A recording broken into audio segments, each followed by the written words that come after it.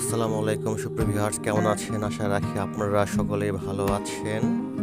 এখন দেখতে পাচ্ছেন এটি একটি বিশেষ ধরনের পিঠা, অর্থাৎ প্রতিটি শীতের মৌসুমে গ্রামের প্রতিটি ঘরে ঘরে পিঠা উৎসব শুরু হয়ে যায়।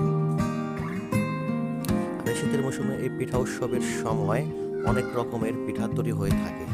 তবে যত রকমের পিঠা তৈরি হোক না কেন, এদের মধ্যে এই পিঠা যদি না হলে চলবে না, যেন এই পিঠা না হলে যেন শীতটাই বৃথা যাবে। আর এই পিঠাটা হচ্ছে হাতে কাটা সেমাই। হাতে কাটা সেমাই বলে অনেকে, এবং আপনাদের এলাকায় কি বলে এটা অবশ্যই জানাবেন। দেখতে পাচ্ছেন এগুলো কত সুন্দরভাবে কোমল হাতে এগুলো তৈরি করা হচ্ছে।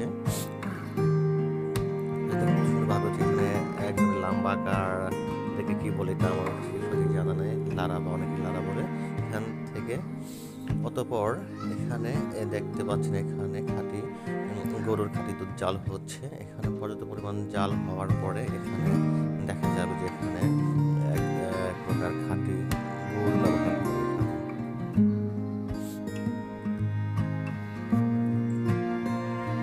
দেখতে পাচ্ছেন এখানে হলো খাঁটি গুড়। এখানে গুড় এবং দুধের সাথে মিশ্রণ করার পরে ওই হাতে কাটা সেমাইগুলো এখানে দেওয়ার পরে দেখা যাচ্ছে যে একটা সুস্বাদু খাবার তৈরি হয়, এ বলে হাতে কাটা সেমাই। এটা খেতে অনেক টেস্টি। এটা আপনারা যারা খেয়েছেন তারা অবশ্যই এটা বলতে পারবেন যে এটা আসলে অনেক সুস্বাদু এই শীতের মৌসুমে।